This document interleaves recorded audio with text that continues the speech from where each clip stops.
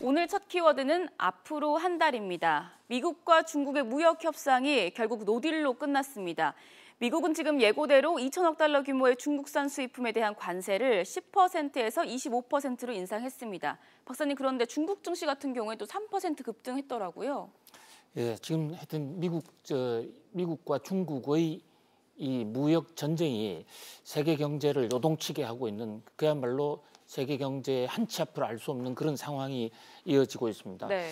지난 주말에 이 협상을 노딜 이 무역 협상이다라는 이런 평가가 한결 같은데요. 협상을 계속 이어왔습니다만은 여태까지 양쪽이 합의한 내용이 아직 하나도 없습니다. 네.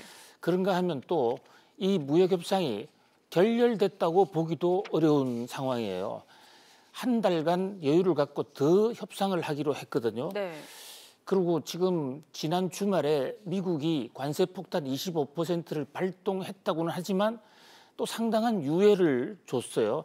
그러니까 이미 중국에서 미국으로 출발한 제품에 대해서는 지난주 말, 그러니까 5월 10일 우리 시간으로 오후 1시 1분부터 관세를 때린 그 대상에서 빼주기로 했습니다. 그러니까 그 시각 이후에 중국을 출발한 제품에 대해서부터 관세를 매기니까 이게 빠르면 3주, 늦으면 4주 정도 도착하니까 적어도 아직까지는 관세 폭탄이 부과는 했지만 터지지는 않은 이런 형국이에요. 네. 6월 말에 일본에서 G20 회담이 있습니다. 여기서 전 세계 정상들이 만나게 되는데 아침에 지금 들어온 외신에 따르면 중국이 바로 이 자리에서 미국 트럼프 대통령과 시진핑 국가주석간의 마지막 회담을 추진하고 있다라는 얘기가 나오고 있고요. 또 하나는 이 로버트 하이저 USTR 대표와 또 머누신 미국 재무장관을 중국이 베이징으로 초청했다는 얘기입니다. 이와 관련해서 아마도 베이징에서 마지막 회담을 통해서 합의를 하고 그 합의 결과를 다음 달 일본에서의 G20 회의에서 시진핑 트럼프 간의 정상회담을 통해서 최종 타결을 하는 것이 아닌가라는 그런 지금 희망적인 내용도 나오고는 있어요. 네. 그러나 또 다른 한편으로는 지금 오늘 우리 시간으로 오늘 밤에 미국이 13일 오전을 맞게 되는데요. 지금 미국이 중국산 제품에 대해서 지난 주말에 2천억 달러에 대해서 관세 25%를 때리지 않았습니까? 네.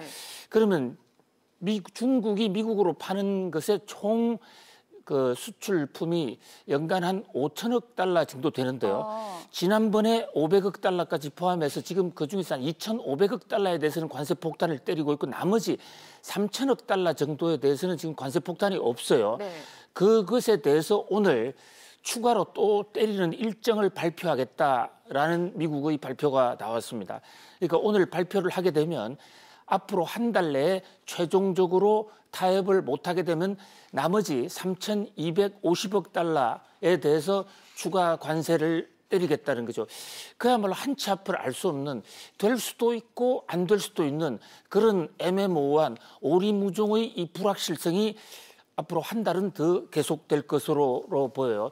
일각에서는 미국도 어차피 피해가 오는 그런 문제인 만큼 결국은 타협하지 않겠느냐라는 이 관측이 우세하기는 합니다만은, 그러나 트럼프 대통령의 이 특이한 성정, 또 지금 미국이 선거를 눈앞에 두고 있다는, 선거가 지금 오늘로서 1년 6개월 남았거든요. 네.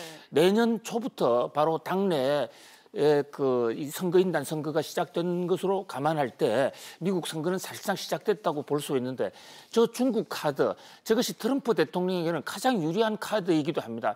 지금 미국의 많은 사람들은 동양인 때문에, 특히 중국 때문에 미국의 일자리가 많이 없어졌다고 보는 이 청이 많고요. 특히 중산층, 트럼프 대통령의 지지계층은 중국을 때리면 때릴수록 이 지지율이 높아지는 그런 지금 미국 국내적인 상황이 있어요. 또 트럼프 대통령 입장에서는 다른 안건, 특히 이 뮬러 특검이라든지 많은 도덕성 문제 이런 쪽에서는 지지율을 많이 상실하고 있는데 네. 경제 문제 하나만큼은 지금 그런 대로 잘 가고 있지 않습니까? 네. 그래서 중국 카드를 결코 쉽게 놓지는 않을 것이다. 그래서 최악의 경우에 파국으로도 갈 수 있다.